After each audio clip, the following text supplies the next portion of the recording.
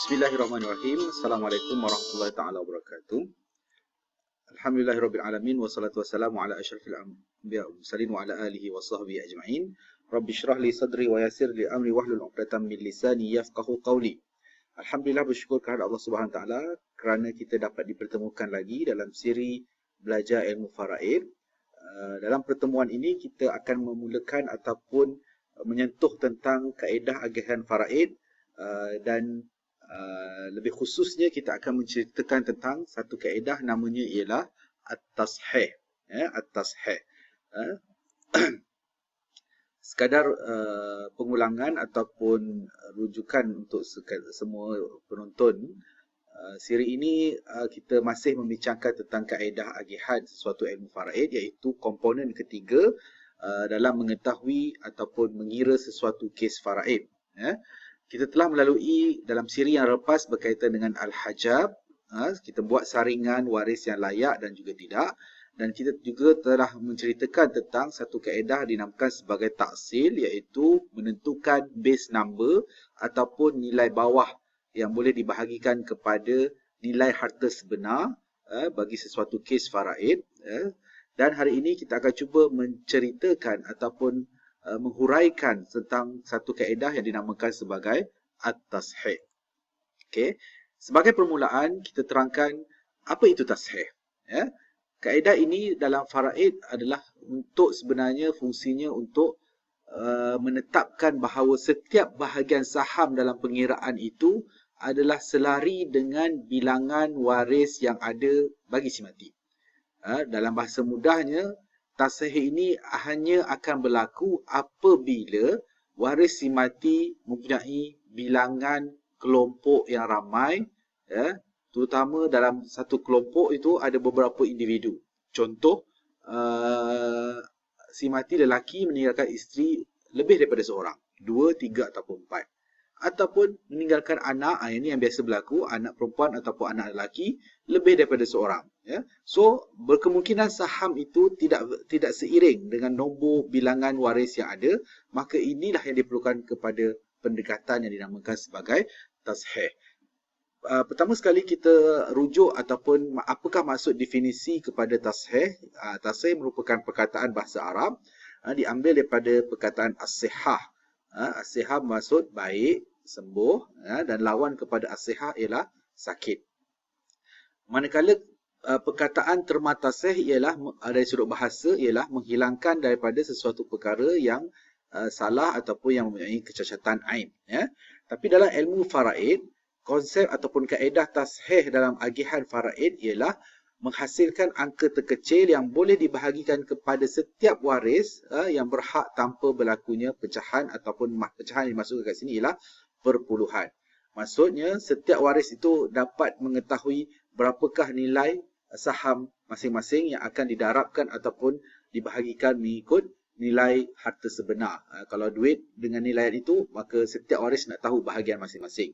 Oleh itu, konsep tashih ini ialah untuk mencapai angka bulat, iaitu angka yang dapat dibahagikan kepada semua waris. Kita datangkan contoh. Contoh si mati meninggalkan waris iaitu 2 orang isteri, 3 orang anak perempuan dan bapa. Dalam kes ni bapa okeylah seorang aja. Tapi cuba kita perhatikan si mati meninggalkan 2 orang isteri dan juga 3 orang anak perempuan. Kalau kita perhatikan kepada penyelesaian saham ini, bilangan 3 adalah tidak seiring sinkronis dengan bilangan isteri, iaitu ada 2 kepala kat sini. So 3 nak bahagikan 2 tak boleh. Dalam matematik bolehlah, dia akan terjadinya perpuluhan. Tetapi kita nak menghasilkan angka bulat ataupun setiap isteri tahu bahagian dia daripada saham ini, kerana saham akhir ini juga yang akan didarabkan kepada nilai harta sebenar si mati. Sama juga kepada anak perempuan. Disebabkan si mati meninggalkan anak perempuan iaitu 3 orang, sedangkan saham itu bernilai 16. So 16 itu sukar untuk kita bahagikan kepada 3. Kalau bahagi pun mesti ada perpuluhan. Kita tak nak perpuluhan itu. So apabila kita menghilangkan perpuluhan ataupun nak selarikan nombor saham dan juga bilangan waris, maka itulah yang dinamakan sebagai tashih. Itulah yang dinamakan sebagai tashih. Inilah dia kotak akhir ataupun pengiraan akhir yang menjadikan pembawah yang baharu, iaitu sebanyak 144 untuk kes ini, supaya setiap seorang daripada waris ini, contohnya dalam kes ini, setiap isteri tahu bahagian dia adalah 9/144 dan pecahan inilah yang akan didarabkan dengan harta sebenar si mati. Begitu juga seorang anak perempuan tahu bahawa harta yang bakal dimilikinya daripada harta faraid ataupun pusaka ialah bernilai 32/144 yang perlu didarabkan dengan harta sebenar si mati. Itulah yang dinamakan tasheh untuk memastikan bahawa setiap waris tadi mengetahui hak mereka daripada bahagian faraid masing-masing. Seiring dengan ilmu faraid itu sendiri, iaitu kita memberi hak kepada yang berhak dan pastikan biasanya hak mereka diketahui sehingga ke penghujungnya lah. Okay?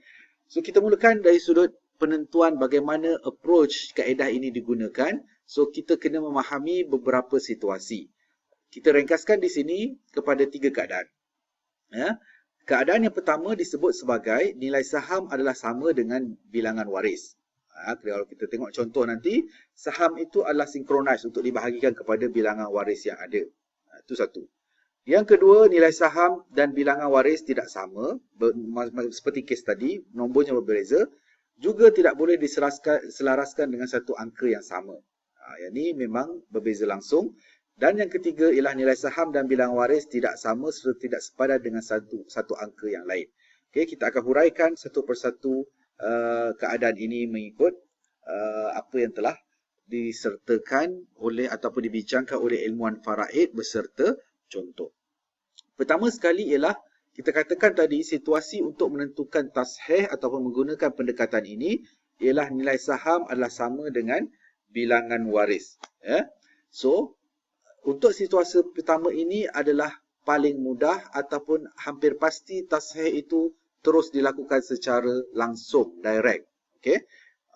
Dan dia kata kat sini tasheh berlaku secara langsung tanpa sebarang penyelarasan dengan nilai tertentu ataupun tak perlu kita darabkan dengan nombor yang lain.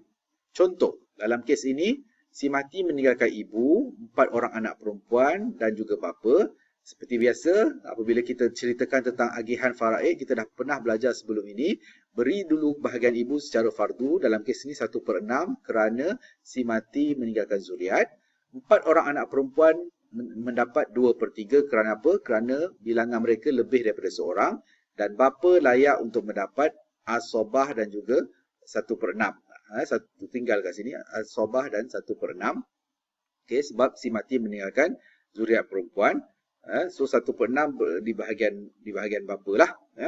So apabila kita perhatikan, cuba kita perhatikan yang menjadi masalah ialah kepada anak perempuan sebab ibu hanya seorang dan bapa hanya seorang.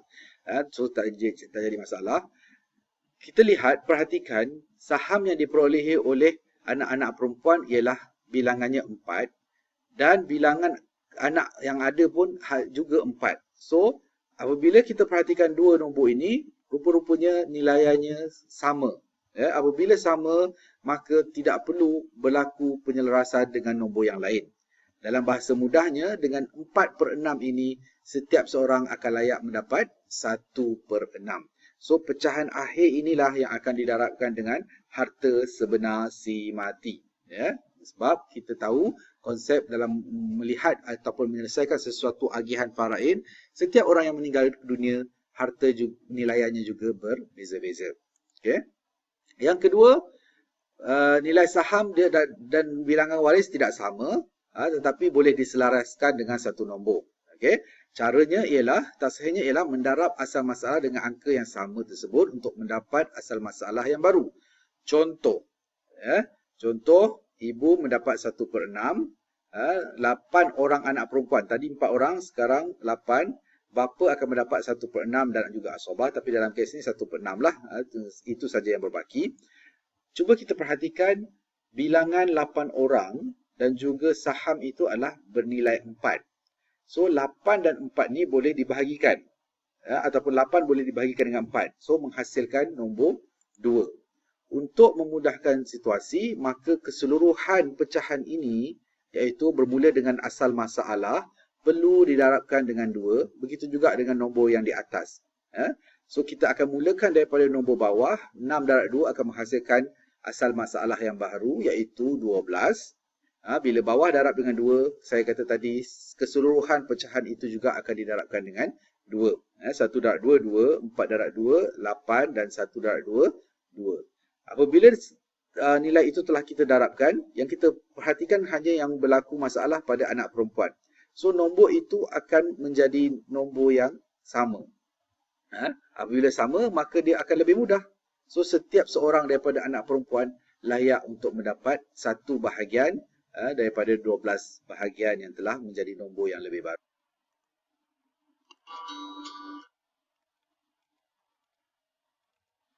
Okey, kita pergi ke situasi yang ketiga, iaitu apabila nombor saham itu tidak sama dengan bilangan waris dan juga tidak boleh dibahagikan kepada satu angka yang lain.